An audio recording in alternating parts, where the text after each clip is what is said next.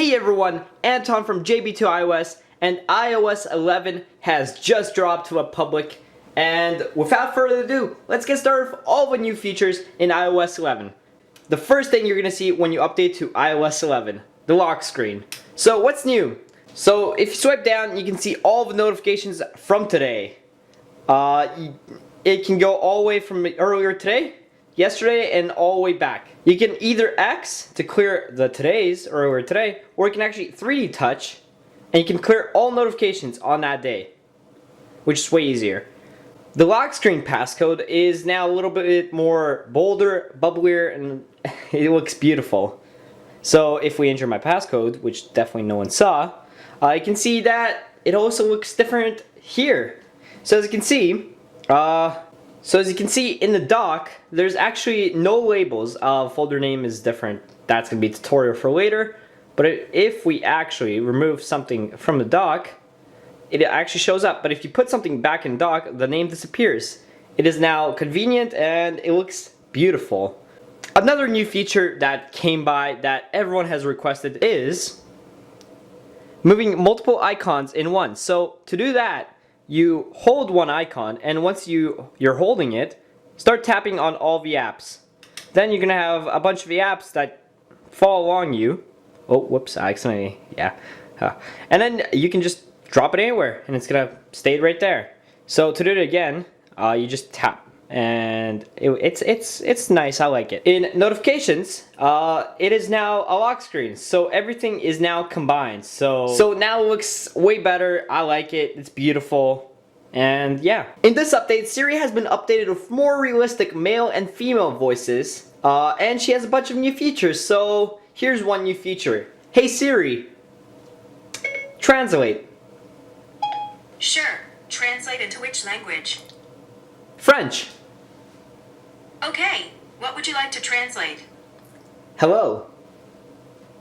In French, hello is bonjour. And Siri actually tells you what it is and how to properly say it. So if you don't know how to say anything in French, then you can just say translate, or just say translate this and this to this language, and it will translate. It's way better, and she's way smarter. Also, Siri now understands context. So, hey Siri, who's the President of the United States?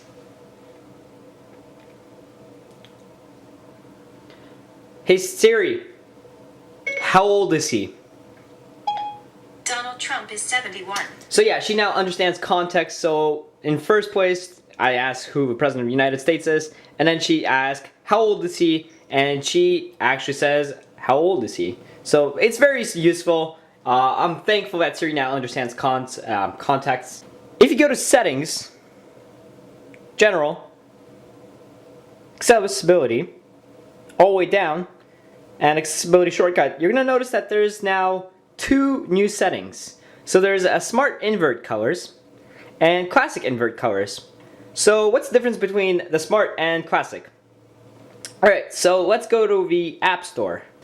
Alright, now that we're in the App Store, let's use classic invert. So as you can tell, every single image here is flipped and it just doesn't look right, as you can tell. And let's just flip it back so you guys know how it looks. Oh, whoops. And this is how smart invert is. So it's actually dark mode for iOS 11. It changes some aspects. Not every single app is supported yet, as you can tell. If you go to stock, everything is normal like here. Go to like Snapchat, for example. You can tell that stuff is still not working yet. So some apps are not supported, but mostly all the Apple apps are supported with the dark mode feature, or like in settings. It looks beautiful, and yeah, can't wait for every single app to implement dark mode. So in iOS 11, they changed how your screenshots work. So if we screenshot, there's now a little thing that you can click on. So you can either click on it or you can swipe away, like that. Or you can actually click on it.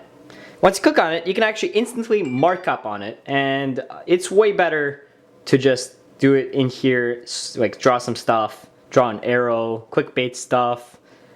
And then you can instantly save it or delete it. It's real useful. I use it all the time. And yeah, that is screenshots. Messages app has two different messaging effects. So if we try to type in, like for example, lol, and 3D touch, you now have normal effects like invisible ink.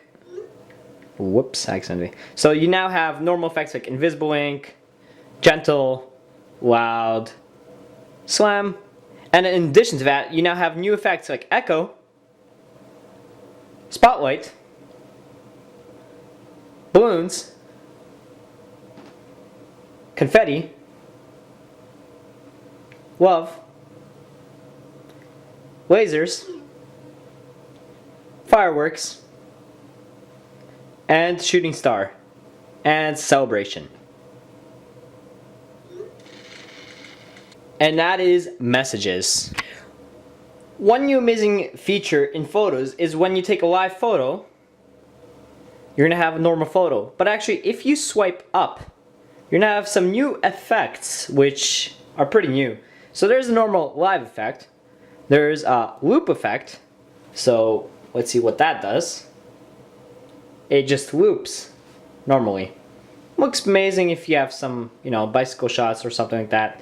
We have bounce, which reminds me of Instagram's boomerang. And we have long exposure. It's better if water doesn't really look beautiful with this. But do try it, new effects, get creative, and all that, yeah. So that is the Photos app. Additionally, in Photos app, GIFs are actually now finally supported. Another feature that's in live photo is when you click on edit, you can actually change which photo is the key photo and actually take off live effect if you have to. So if you want this as your photo, then you choose that, click on make key photo, and click done. Additionally, you can also disable live effect and actually disable sound if you have live effect. And I'll just revert to original. And that is the Photos app. Safari now has a new video player, so if we get into a video, you're gonna notice that there's now different controls. So when you click plus or minus, it now appears at the top instead of obstructing the view. And you can also swipe right here, which is easier. And if you have video playing, you can click this tab and it'll play in background. If you have it right here and click the X button, it completely stops the video. So it's way better and I just love it. And that is the new video player in Safari. The keyboard actually has a new feature which is the one-handed. So if you swipe to right, you can actually type it with one hand and it's actually really useful and I love it. And if you click it here, you can do that, and same way goes for backwards. Another great new feature in iOS 11 is if you have Wi-Fi and your friend comes over and they don't have Wi-Fi password, you don't have to scramble around and find your passcode again, because they can actually put their phone closer to your phone and it's actually going to ask if you want to share the passcode with them. If you click yes, it's going to share the passcode. If no, then they don't get the passcode. It's a really nice, neat feature. Used it before. It's nice. So as you can tell, Control Center looks completely different and everything you can see here can be adjusted. So if you go to settings and you go to Control Center, you can actually have two new features they can have. So there's one that's access within apps. So if I toggle it off, you can no longer toggle Control Center. You can only toggle it in the home screen. But if you turn it on, you can now toggle it in normal Control Center.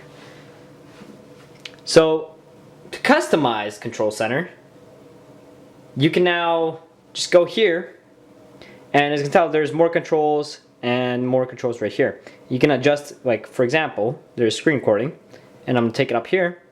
It's now right here. And if I take, screen recording and put it down here, it is now right there. Yeah, so you can play around with it. You can add as many as you want. You can delete some if you want. I think there might be third-party support to it. No idea yet, but hopefully they consider third-party support. And yeah, that's Control Center. There will be tutorials on how to do some stuff in iOS 11 and some cool tricks you can do, like how to have no names in your folders and more new features. So yeah, thank you guys so much for watching. This has been Anton from JB2iOS, and I'll see you guys next time. Peace!